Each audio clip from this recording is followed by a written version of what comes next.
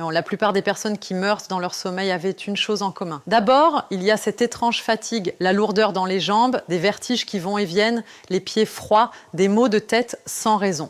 Et on pense que c'est juste l'âge, mais ce n'est pas ça. Avec le temps, ton corps arrête de produire de l'oxyde nitrique. Le sang devient plus épais, les vaisseaux se resserrent, un appel silencieux de ton cœur. Quand ta tension artérielle varie, quand tu as des crampes, quand tu ressens souvent des engourdissements ou des douleurs sans raison, ce n'est pas normal. C'est un signe que ta circulation sanguine est perturbée. Quand ton sang ne circule plus correctement, ton cerveau et ton cœur en souffrent, ton énergie disparaît. Ton corps commence lentement à défaillir jusqu'à ce qu'un jour, il s'arrête tout simplement. Crise cardiaque, AVC, rapide, irréversible. Mais personne ne t'enseigne comment garder tes artères propres, car ça ne rapporte pas d'argent.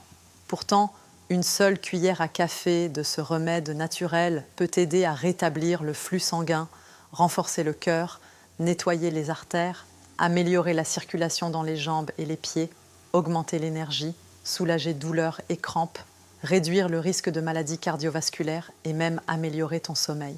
Imagine comment ta santé pourrait changer si tu en prenais chaque jour. Ce remède ancien s'appelle Shilajit. Très intéressant ce que dit Dr Marine L'Orphelin.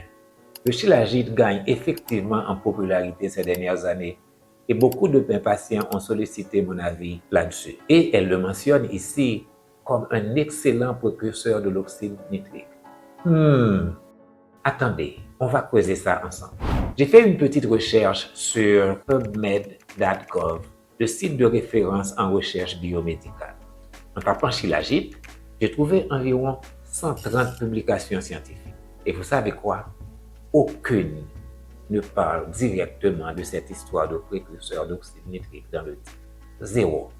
Par contre, il y a du contenu sur ses effets sur les hormones sexuelles, ses propriétés antioxydantes, anti-inflammatoires, son action cicatrisante, son impact métabolique via la résistine et la diponectine, et même ses fonctions neuroprotectrices potentiellement utiles dans des cas comme l'épilepsie et certaines psychoses.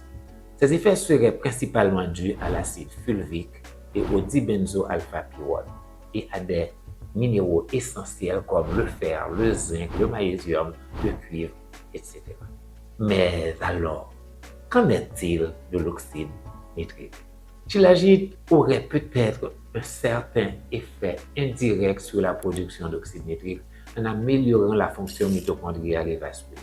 Certaines études sur des modèles animaux suggèrent une augmentation de la synthèse de l'oxyde nitrique qui est une enzyme clé. Donc, ce n'est pas totalement faux, mais ce n'est pas l'effet principal du Shilajit connu et démontré à ce jour. Pour vraiment booster l'oxyde nitrique, il vaut mieux miser sur les fondamentaux. Gestion du stress, un bon sommeil, une activité physique vigoureuse, régulière, une alimentation variée, riche en végétaux. Et plus précisément, il faut protéger le microbiote buccal.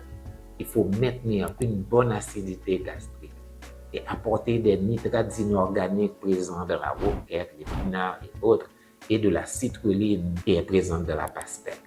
Et bien sûr, il faut bouger régulièrement. Une petite mise en garde. Comme toute substance naturelle issue du sol, le Shilajit peut contenir des métaux toxiques comme le plomb, l'arsenic, le mercure. Donc, il faut faire attention à la qualité du produit que vous consommez. Il faut toujours demander des certificats d'analyse. En résumé, oui, le Shilajit paraît avoir un profil intéressant pour l'énergie, la vitalité et certaines fonctions hormonales et cérébrales. Mais le présenter comme un booster de l'oxyde nitrique, c'est peut-être aller un peu vite. Restons nuancés. Et comme toujours, n'oubliez pas, on ne soigne pas sa santé avec une seule molécule magique. C'est tout un mode de vie.